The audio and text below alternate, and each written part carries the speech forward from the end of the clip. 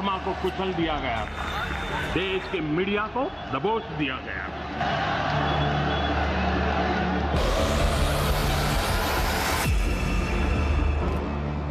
देश के महापुरुषों को जेल के सलाखों के पीछे बंद कर दिया गया।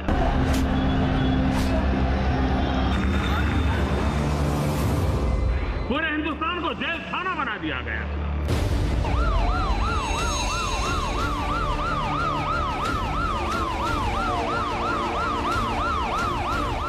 उस समय 144 की कलम थी। पहली बार मेरे घर जब आए सरदार जी के वेश में तो मैं अचंभित हो गया। कई बार वो साधु के वेश में भी एक बार आए थे। उस वक्त एक जगह वो ठहरते नहीं थे, किसी को भी सूचित किए बिना कहीं रुक जाना, कहीं चल जाना, ऐसा करके जैसे दौड़ पकड़ जैसा खेल चलता था।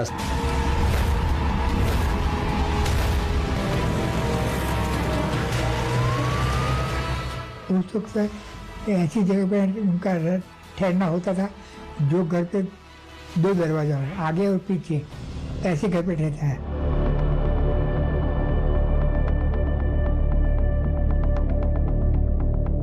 एक बार उनको ऑटो रिक्शा वाला सरदार जी मिल गया था और वो पंजाबी में बात करना शुरू कर दिया था उसने तो थोड़ी मुश्किल हो गई थी।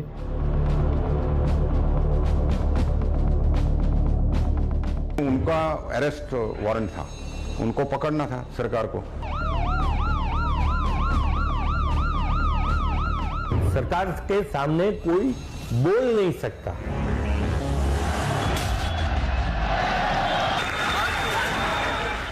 एक क्रांति शुरू हुई।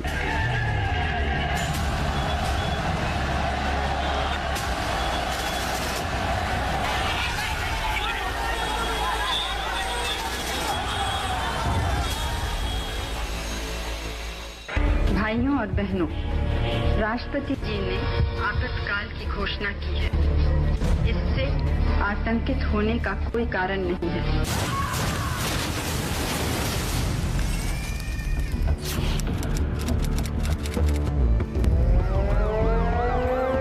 लोकतंत्र पर आपातकाल का अंधेरा घना हो चुका था।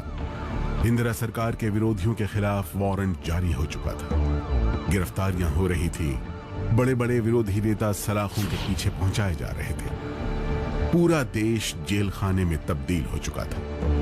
आजाद प्रेस पर पहरा बिठा दिया गया था। लोगों के संवैधानिक अधिकारों पर बेड़ियां डाली जा चुकी थी।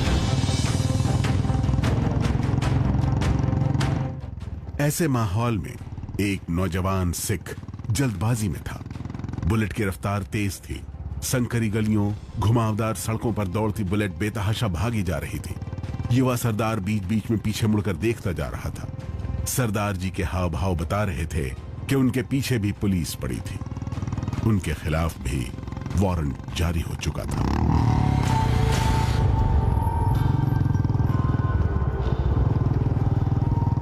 रात के करीब 11 बजे बुलेट एक घर के सामने रुकी। युवा सरदार ने गेट के करीब जाकर आवाज लगाई, दीपक, ओ दीपक। मकान की पहली मंजिल से जवाब आया, कौन है सरदार जी, क्या काम है? दीपक, मैं सरदार जी नहीं हूँ भाई। कौन था ये युवा सरदार? जब मकान मालिक को आधी रात बिन बुलाए मेहमान का नाम पता चला तो वो अवाक रह गया। सिख नौजवान नरेंद्र मोदी थे। आपातकाल के ऐलान के बाद नरेंद्र मोदी ने सिख भेष धरा था। आखिर गिरफ्तारी से बचना था। पुलिस पीछे पड़ी थी। उन्हीं की ही नहीं, संघ से जुड़े सभी नेता कार्यकर्ता की मीसा के तहत देश भर में गिरफ्तारी हो रही थी। उन्हें पुलिस से बचना था। इलाहाबाद कोर्ट का जजमेंट आया। पूरे देश में बिना कैबिनेट बुलाए इमरजेंसी डाल दी। जितने भी गवर्नमेंट के सामने बोलने वाले सभी को मिसा में अरेस्ट करना शुरू कर दिया। एक क्रांति शुरू हुई। सरकार के सामने कोई बोल नहीं सकता। अगर जो आदमी बोला, जो संगठन बोला, वो आदमी को सीधे मीसा में अरेस्ट करना। पुलिस की पकड़ से 25 साल के नौजवान नरेंद्र मोदी कैसे बचे, वो कहां छिपे, किस किस का हुलिया धरा, नरेंद्र मोदी की जिंदगी के वो 18 महीने कैसे गुजरे, उन्होंने क्या क्या सहा, क्या क्या किया, इसे बहुत कम लोग जानते हैं। जो किताबों में लिखा है, जो नरेंद्र मोदी ने बताया है, जितनी बातें जग जाहिर हैं, वो आपातकाल में नरेंद्र मोदी की जिंदगी की बस झलक भर है। टीवी स्क्रीन पर पहली बार emergency files, the untold story of Modi में आप देखेंगे आपातकाल में नरेंद्र मोदी के साथ रहे सभी अहम किरदार, उनके दोस्त, तब के स्वयंसेवक, तब के बाल स्वयंसेवक, उन्हें घर में ठिकाना देने वाले दोस्त, इमरजेंसी में नरेंद्र मोदी की हमसाया रही हस्तियां। ऐसी दास्तानें सुनाने जा रही हैं जिससे दुनिया अब तक अनजान थी। शुरुआत उन्हीं दीपक भाई से जिनके घर सरदार बनकर पहुंचे थे नरेंद्र मोदी। इमरजेंसी हुई तब नरेंद्र भाई ने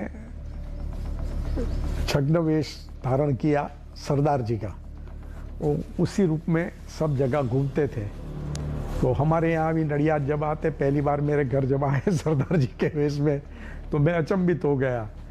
उन्होंने नीचे से, मैं जो घर में रहता था वो फर्स्ट फ्लोर था, तो नीचे से उन्होंने आवाज़ लगी, अरे दीपक भाई।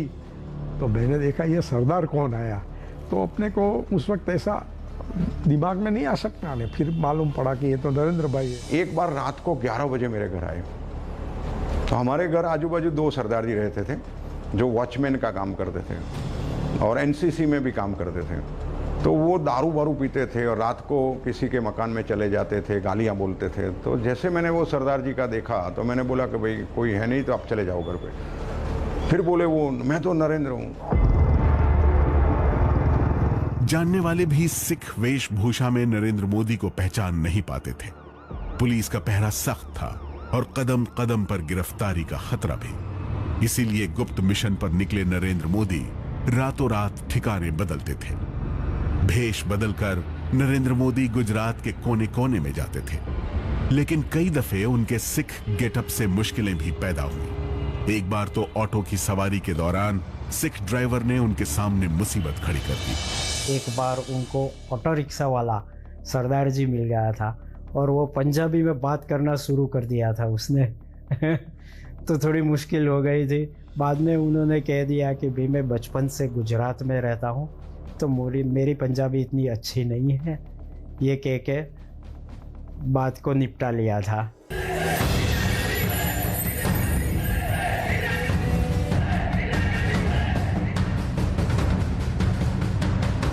इमरजेंसी के दौरान इंदिरा सरकार ने आरएसएस के स्वयं सेवकों को भी जेल में डालना शुरू कर दिया था। उस वक्त नरेंद्र मोदी गुजरात में संघ के प्रचारक की भूमिका में थे। उन पर भी गिरफ्तारी की तलवार लटक रही थी। नरेंद्र मोदी को भी पुलिस ढूंढ रही थी, लेकिन वो बहुत चालाकी से पुलिस को चकमा दे रहे थे। जिस मीटिंग हॉल में, ऐसा हॉल था, जिस मीटिंग हॉल में जो तो 3-4 एक खिड़की थी, वहाँ एक LIB वाला बैठ गया, दूसरा दूसरे दरवाजे पर, तीसरा। लेकिन एक ऐसा रास्ता था वो सीधा संघ कार्यालय में ही जाता था एक रास्ता, तो वहाँ तक वो होगा ही नहीं, मीटिंग तो यहीं है। तो उस संघ कार्यालय के बगल में से एक दूसरा मकान था, उस मकान में से काजीवाड़ा की ओर से निकल गए। इसी कड़ी में एक बार स्वयं सेवक नरेंद्र मोदी का सामना पुलिस वालों से हुआ। और पाजी किथे? नाली गांव जा रहा हूँ। ये नरेंद्र भाई कहाँ रहते हैं, कुछ पता है? मुझे क्या मालूम कहाँ रहते हैं, किसी और से पूछ लो। नहीं पता, चलो जी जान दो, फिर जान दो। एक बार क्या हुआ कि वो सरदार जी के वेश में बाहर निकल रहे थे और सामने से पुलिस वाला आया। तो पुलिस वाले ने उनको पूछा कि भाई यहाँ पे नरेंद्र भाई कहाँ पे रहते हैं। तो उन्होंने बताया कि भाई मेरे को तो नहीं पता है, आप अंदर जाके पूछ सकते हैं कि भाई कहाँ रहते हैं।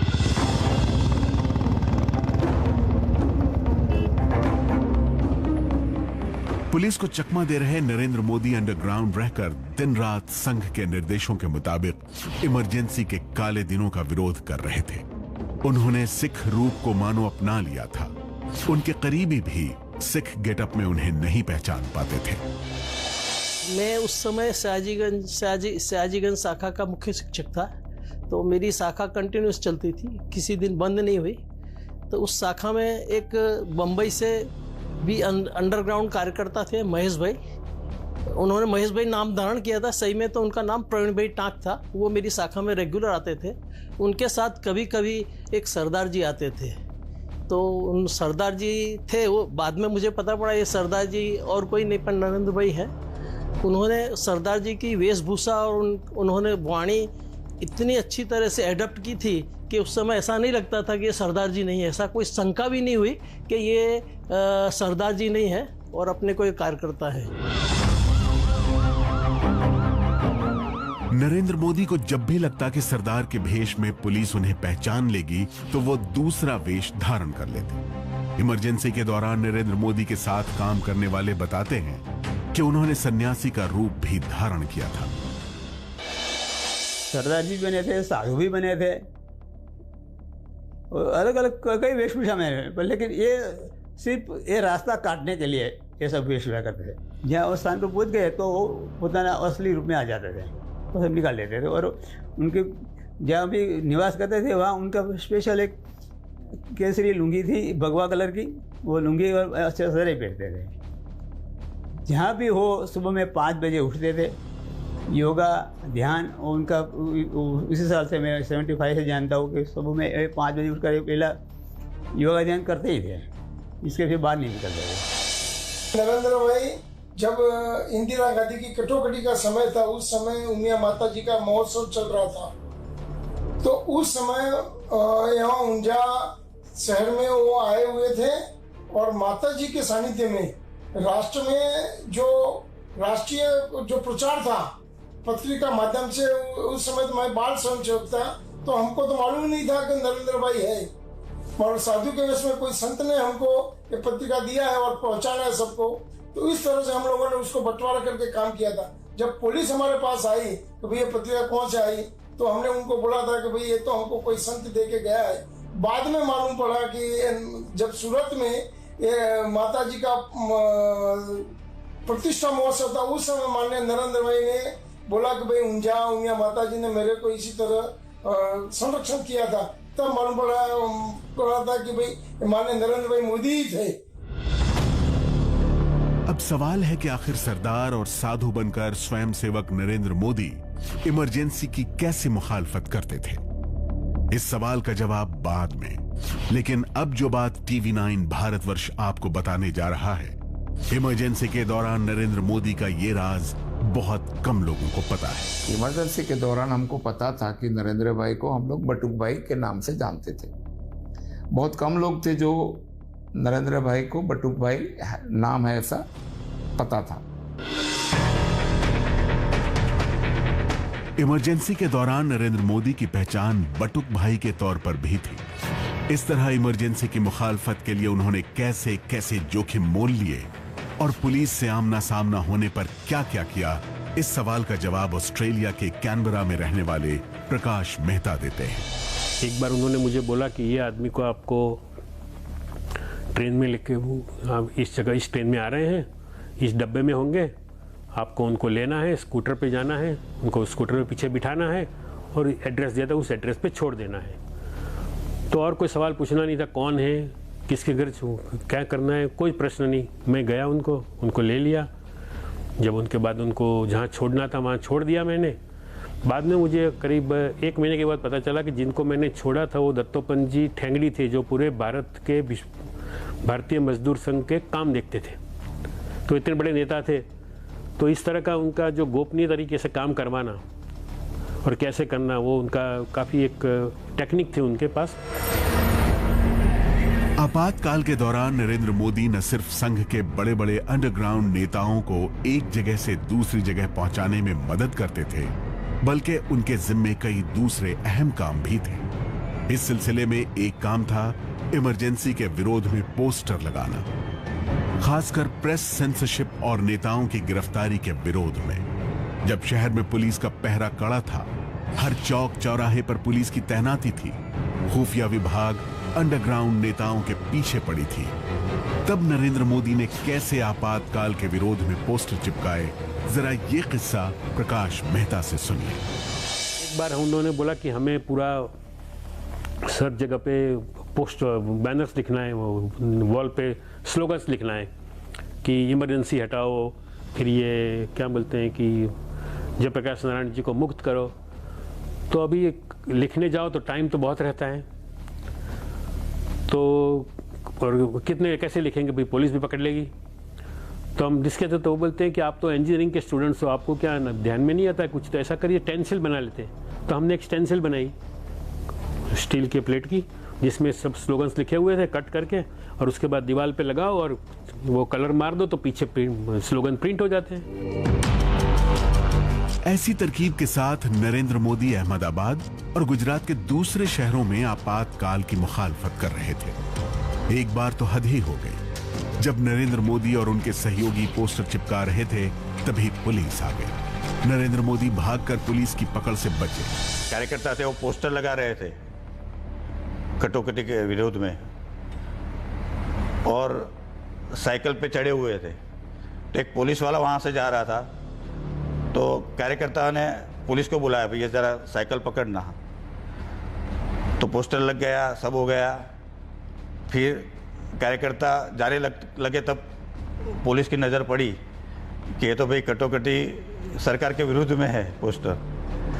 तो कार्यकर्ताओं को पकड़ने भी पुलिस फिर दौड़ा, मगर कार्यकर्ता हाथ में नहीं आए। एक बार नरेंद्र मोदी एक मीटिंग के सिलसिले में एक गांव की तरफ जा रहे थे। गांव में मेला लगा था, मेले के लिए चौकस पुलिस बंदोबस्त था। सबसे आगे नरेंद्र मोदी स्कूटर चला रहे थे और उनके पीछे दूसरे स्कूटर पर दूसरे लोग थे। सामने पुलिस को देखकर सबके पसीने छूट गए, लेकिन नरेंद्र मोदी बिना झिझक आगे बढ़े और इशारा करके अपने सहयोगियों को भी पुलिस की पकड़ में आने से बचा लिया। तो हमने एक वौठा गांव है, साहब भी इस गांव से परिचित है। वहां पर गए, पूरे दिन 2 दिन मीटिंग हुई। प्रसंग के अनुसार हमारी बॉडी लैंग्वेज, तो 2 दिन के चिंतन के बाद हम निकल रहे थे। 1 हफ्ते के बाद वहीं पर वौठा सप्त संगम का मेला था, तो पुलिस व्यवस्था में थी। तो नरेंद्र भाई स्कूटर पे हमारे आगे थे अकेले, और पीछे मैं, नाना जी, नाथा काका, वसंतराव, वकील साहब, ऐसे बड़े बड़े लोगों को, I was the youngest one, मगर मेरे क्षेत्र में। तो साहब ने भी पुलिस देखी, हम सब ने पुलिस देखी। जैसे जैसे साहब जा रहे थे वैसे मेरी धड़कन बढ़ रही थी। जब निकले थे तो तय हुआ था कि सबको ढोलका एक जगह इकट्ठा होना है और फिर जाना है। आगे जाकर के खेड़ा के लिए रास्ता बनता है और एक ढोलका जाता है। तय हुआ था लेफ्ट जाने का, मगर उन्होंने इशारा कर दिया कि मैं राइट को जा रहा हूं, आप लेफ्ट को जाइए। आपातकाल के दौरान पुलिस को चकमा देने का सिलसिला यही नहीं थमता। इसके लिए नरेंद्र मोदी अलग अलग तरकीब आजमाते। ऐसी ही एक तरकीब के बारे में सुभाष दवे बताते हैं। हमारा जो घर था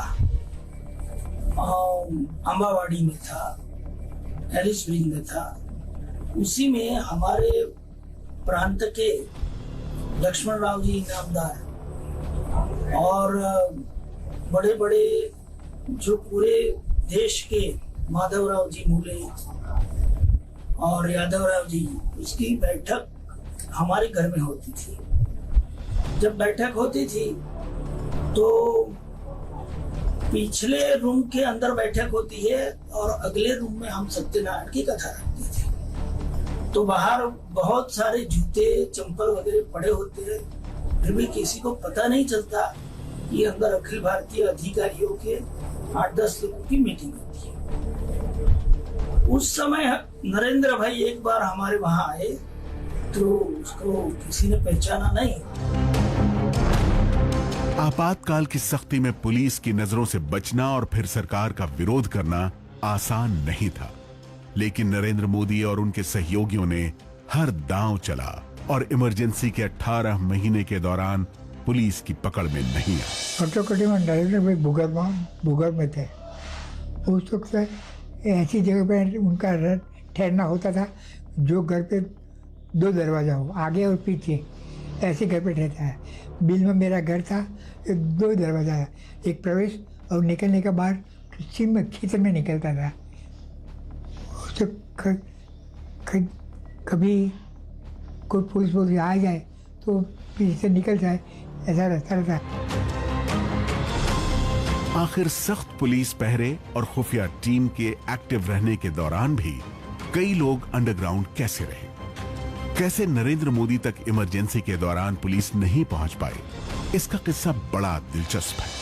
और उतना ही नहीं, उन्होंने बता दिया, उन्होंने ढूंढ लिया कहीं से कि भी पुलिस जो है ना वो ड्यूटी इस टाइम पे चेंज होती है। सुबह 7:30 से 8 में ड्यूटी चेंज होती है। रात शिफ्ट वाला जाता है रोड पे घूमने वाला, दिन में दूसरे लोग आते हैं। तो आप उसी टाइम के जो टाइम होता है उसी टाइम में जाके लिखेंगे तो पकड़े नहीं जाओगे। तो हम उसी टाइम पे लिखते थे। तो उस तरह करीब 15-20 दिन तक वो चलता रहा, कहीं से भी हम पकड़ नहीं पाए। तो उस तरह का ये उनका जो मार्गदर्शन था वो अद्भुत था उस टाइम पे। कई दफा तो नरेंद्र मोदी और उनके सहयोगियों ने खुले खेत में भी मीटिंग की। यह किस्सा उनके तब के सहयोगी भगवान पटेल ने सुनाया। इमरजेंसी में वो खेतों में मीटिंग रखी थी खानगी में। हाँ, उसी टाइम में रोड पर एक स्मॉल स्टैंड था बस का, तो उधर मैं खड़ा रहा था। तो मेरे पास आके स्कूटर पर नरेंद्र भाई आके खड़े रहे। मैंने तो पहचाना नहीं, उनका ड्रेस अलग था, सब कुछ अलग होता। फिर बाद में धीरे धीरे से बोला भगवान दास। मैं समझ गया कि नरेंद्र भाई है। तो मैंने हाथों के इशारे किए बिना हाँ कि राइट साइड पर गेट आएगा उस पर चले जाना। हाँ, तो अंदर खेतों में एक मीटिंग चल रही थी इमरजेंसी में। हाँ, तो वो मुझे सबसे अट्रैक्टिव प्रसंग जो है याद है। नरेंद्र मोदी ने लगातार अपना ठिकाना भी बदला, लेकिन आपातकाल का विरोध करना नहीं छोड़ा। पुलिस उन्हें शहर शहर ढूंढती रही, लेकिन उन्हें कभी पकड़ नहीं पाए। उस वक्त एक जगह वो ठहरते नहीं थे। लगातार उनका प्रवास और किसी को भी सूचित किए बिना कहीं रुक जाना, कहीं चल जाना, ऐसा करके जैसे दौड़ पकड़ जैसा खेल चलता था। सरकार उनके पीछे लगी थी और वो सरकार के हाथ में नहीं आ रहे थे। उस वक्त भी वो रात को 12 बजे, 2 बजे, 3 बजे कहीं ना कहीं मीटिंग चलती रहती, कहीं ना कहीं बैठकें चलती रहती थी। और कुछ ना कुछ पैम्पलेट्स वगैरह छपवा के किसी को रातों रात दे देना और उसका बंटवारा हो जाना। और सुबह जब पता चले तब तो कुछ ना कुछ हो जाता था। किसी को पता नहीं चलता था कहाँ से आया, किसने छापा, किसने किसको भेजा। और सरकार सरप्राइज हो जाती थी ये कैसे होता है। लेकिन ऐसी ऐसी गतिविधियां चलती रहती थी। आइए अब आपको बताते हैं कि आखिर सिख या साधु के रूप में नरेंद्र मोदी पोस्टर लगाने, आपातकाल विरोधी नेताओं को सुरक्षित जगहों तक पहुंचाने के अलावा और क्या करते थे। इस सवाल का जवाब किरोरी लाल मीणा देते हैं। 1975 में आपातकाल लग गया, इमरजेंसी लग गई। और माननीय नरेंद्र मोदी जी उस समय प्रचारक थे गुजरात में। तो भूमिगत होकर पूरे देश की सामग्री का मुद्रण माननीय मोदी जी कराते थे अहमदाबाद में। और देश भर में भेजना और वितरण करने की जिम्मेदारी मोदी जी की। इमरजेंसी लगाने की चिंगारी गुजरात से शुरू हुई थी। 1974 में गुजरात में मेस बिल के इजाफे के खिलाफ छात्रों के आंदोलन ने देशव्यापी शक्ल ले ली। दूसरे छात्र संगठनों के साथ संघ से जुड़ा अखिल भारतीय विद्यार्थी परिषद भी सक्रिय हो गया।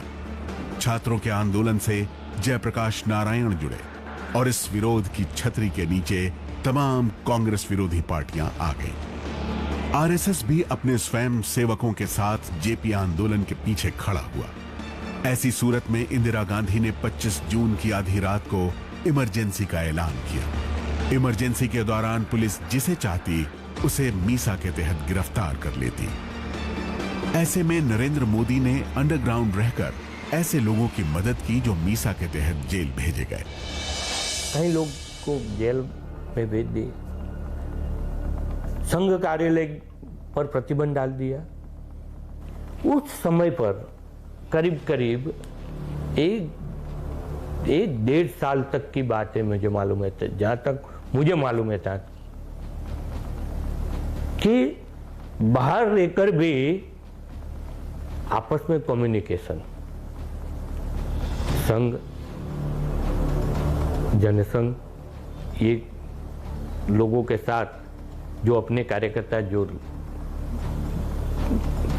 जरूरियातमंद वाले कार्यकर्ता है, वो कार्यकर्ता के घर में कैसे मदद मिले, उसका प्रबंध संघ, जनसंघ, बाकी के संगठन मिलकर करते। नरेंद्र भाई ने भी उसी समय पर ऐसा काम किया, जनसंघ ने भी ऐसा काम किया। जो कार्यकर्ता जेल में गए, जो कार्यकर्ता की स्थिति अच्छी नहीं थी, उनके घर अनाज, पानी, खाने, रहने का प्रबंध सब बाहर रहकर। नरेंद्र भाई, बसंत भाई के घर खाना पहुंचाना है, भूपेन भाई के घर पे भी सिर्फ 2 दिन का ही खाना बचा है। आज कुछ करते हैं, क्या हो गया एकदम से? बसंत भाई के घर आज खाना पहुंचाना होगा, क्योंकि उनके पिताजी को पुलिस पकड़ के ले गई है। 26 जून को आपातकालीन स्थिति आई 1975 में। उन्होंने सोचा कि भाई पकड़े जाएंगे, वो तो पकड़े जाएंगे, सबकी स्थिति तो होती नहीं। और उस जमाने में तो हमारी पार्टी की स्थिति ऐसी थी कि 1000 में से एक दो परिवार ऐसे थे जो संपन्न परिवार होते थे, बाकी सब परिवार तो संपन्न नहीं होते थे। तो उनके परिवार के जो मुखिया है या लड़के हैं, वो अगर जेल में गए हैं तो उनके परिवारों की चिंता करना, वो चिंता का भी करने का काम भी नरेंद्र भाई करते थे।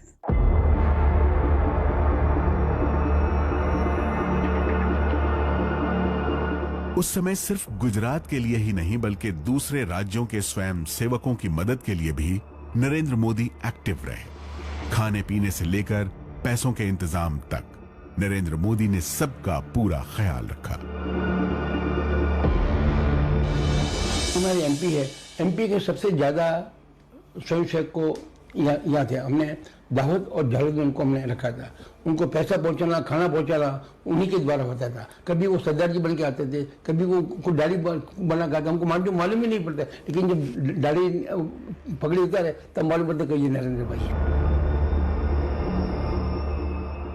ये किस्सा भी बहुत कम लोगों को पता है कि आपातकाल के दौरान एक सहयोगी के निधन पर नरेंद्र मोदी ने शमशान में श्रद्धांजलि भाषण दिया था।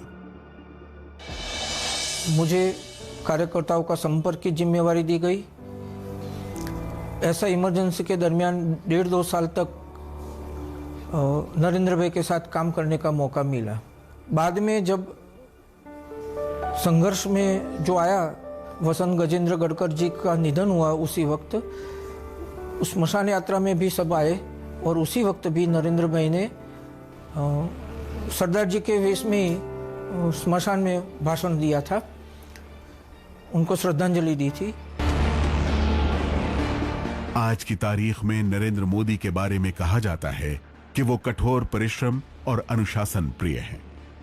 लेकिन नरेंद्र मोदी शुरू से ही ऐसे शख्स रहे हैं जिन्होंने खुद अपनी पहचान गढ़ी है और दूसरों को भी ऐसा करने की सीख दी है। इमरजेंसी के 18 महीनों के दौरान नरेंद्र मोदी ने संघर्ष में गुजरात नाम का एक संस्मरण भी लिखा है। इस किताब को लिखने के लिए नरेंद्र मोदी ने अन्न त्याग दिया और पूरे महीने सिर्फ फल और सब्जी पर गुजारा किया। उन्होंने एक पुस्तक लिखा, संघर्ष में गुजरात करके। बहुत कम लोगों को मालूम होगा कि वो पुस्तक लिखने के लिए उन्होंने 1 महीने तक सिर्फ भाजी खाई थी, बाकी कुछ नहीं खाया। हमारे एक बड़े कार्यकर्ता के घर रहे और वहीं उन्होंने पुस्तक लिखा, छोटे छोटे कार्यकर्ता ने भी क्या किया है। तो वो उस पुस्तक में उन्होंने लिखा, कुछ छूट ना जाए और कुछ गलत ना लिखें।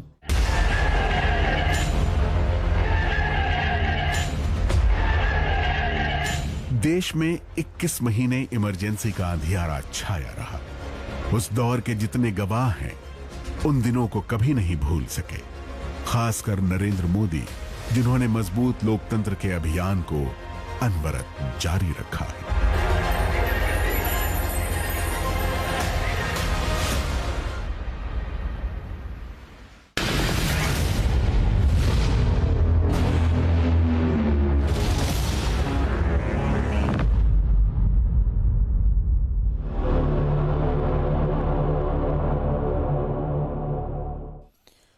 नमस्कार, आपके साथ मैं हूं करुणा शंकर शर्मा। पाकिस्तान में इमरान खान की कुर्सी गए अरसा हो गया, लेकिन इसके बावजूद खान साहब के लिए आवाम की नफरत कम होने का नाम नहीं ले रही है। इमरान खान की करप्शन फाइल के पन्ने जैसे जैसे सरेआम हो रहे हैं, वैसे वैसे खान साहब बदनाम हो रहे हैं। पाकिस्तान के प्रधानमंत्री, वित्त मंत्री और जलवायु परिवर्तन मंत्री ने इमरान खान की करप्शन मंडली को एक्सपोज करके रख दिया है।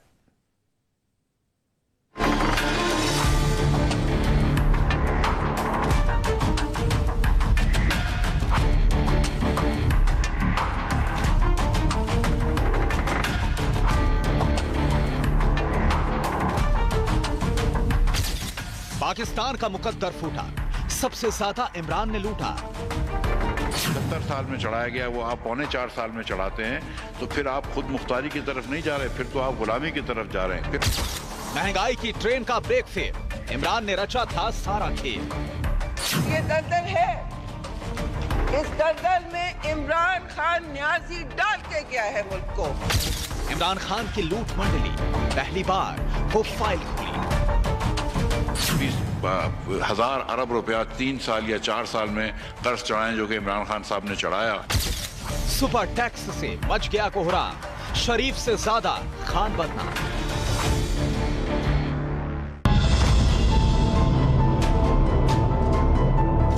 शेयर बाजार में माथा, सड़क पर सन्नाटा, इमरान के दिफाला प्लान का आ गया सारा डाटा। जी हां, पहली बार आज इमरान खान की वो फाइल खुलने जा रही है, जिसमें साफ साफ लिखा है कि पाकिस्तान को सबसे ज्यादा किसी ने लूटा है तो वो है नियाजी। आज पहली बार पाकिस्तान के सांसद, मंत्री और ओहदेदार खुद बताएंगे कि इमरान खान ने किस तरह बाकायदा प्लान बनाकर पाकिस्तान को कंगाल किया। ये वो आदमी हैं, ये वो पार्टी है जो आके हमको, पीपल्स पार्टी को ताने देती थी बजट डेफिसिट के। ये 4 साल में इन्होंने हर साल रिकॉर्ड किया है। और मैं ये बताता चलूं कि नवाज शरीफ साहब 10 साल वजीर आजम रहे हैं, 3 अदवार में जितना नवाज शरीफ ने लोन लिया है उससे ज्यादा इमरान खान ने 4 साल में लिया। आज TV9 भारतवर्ष पर पाकिस्तान के नए महंगाई बम सुपर टैक्स पर सबसे बड़ा खुलासा होने जा रहा है। पहली बार पाकिस्तान के दिवालिया होने का प्रमाणिक सबूत आप देखेंगे। पाकिस्तान के कंगाल होने की भविष्यवाणी कोई और नहीं बल्कि वहां के सांसद कर रहे हैं। ये IMF बजट बिल्कुल है, और ये इंपोर्टेड गवर्नमेंट उनकी थी जो ये मुआहदे करके, सारे मुआहदे वो करके गई। ये कच्चा चट्टा आवाम के सामने होना चाहिए। इमरान खान एंड कंपनी ने 3.5 सालों में किस तरह पाकिस्तान को श्रीलंका बनाने की तैयारी की थी। इमरान खान की सरकार ने पाकिस्तान के कितने डकारे, विदेशी बैंक और विदेशी संस्थाओं की डांट खाकर भी इमरान ने किस तरह कर्ज की कटोरी में सिक्के जमा किए, और क्यों शहबाज शरीफ के राज में पाकिस्तान और तबाह और बर्बाद होने वाला है, ये सब आपको बताएंगे। बस बने रहिए TV9 भारतवर्ष के साथ।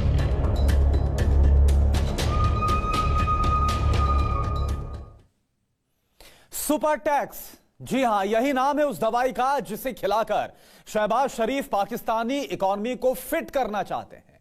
लेकिन जिस तरह से लास्ट स्टेज का कैंसर नहीं ठीक हो सकता, उसी तरह से पाकिस्तान की अर्थव्यवस्था भी अब ट्रैक पर नहीं आ सकती।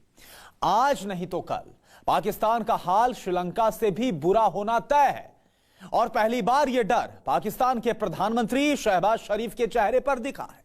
अब पाकिस्तान में यह डिबेट हो रही है कि कौन ज्यादा करप्ट है, खान साहब या छोटे शरीफ।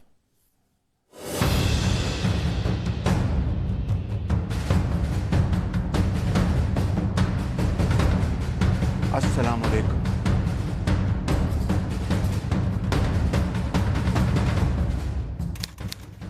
24 जून 2022 इस्लामाबाद, पाकिस्तान। मेरे प्यारे हमवतनों, दोपहर के 11:21 का वक्त हो रहा था। पाकिस्तान के प्रधानमंत्री शहबाज शरीफ कुछ बड़ा ऐलान करने वाले थे। फैसले किए हैं। टीवी स्क्रीन पर सारा पाकिस्तान टकटकी लगाए था। धड़कनें बढ़ी हुई थी। शहबाज शरीफ ने बोलना शुरू किया। जिन पर मैं आपको एतमाद में लेना चाहता हूं। शहबाज शरीफ अपनी बात कह भी नहीं पाए थे कि पाकिस्तान में कोहराम मच गया। महज 20 मिनट के भीतर पाकिस्तान स्टॉक एक्सचेंज 2000 पॉइंट गिर गया। अब आप सोच रहे होंगे कि आखिर शहबाज शरीफ ने 23 करोड़ के आवाम के सामने ऐसा क्या बोल दिया कि पाकिस्तान में खलबली मच गई। तो सुनिए शहबाज शरीफ का सुपर टैक्स बयान। सनतों पर फिलहाल 10% सुपर टैक्स यानी पॉवर्टी एलिविएशन टैक्स, मतलब कहने का कि गुर्बत को, मैं ख़त्म का लफ्ज़ इस्तेमाल नहीं कर रहा, गुर्बत को कम करने का हम टैक्स लगा रहे हैं साहिब हैसियत लोगों के ऊपर, उनकी जो सनतें हैं, उनके जो शोबे हैं। सुना आपने, पाकिस्तान में अब टैक्स नहीं बल्कि सुपर टैक्स लगने वाला है और सुपर टैक्स का ऐलान खुद प्रधानमंत्री शहबाज शरीफ ने किया है। अब सवाल है कि आखिर पाकिस्तान में सुपर टैक्स लगाने की जरूरत क्यों पड़ी। इसका जवाब भी आप खुद शहबाज से सुनिए। न्यूक्लियर ताकत होने के बावजूद हम माशी तौर पर अभी भी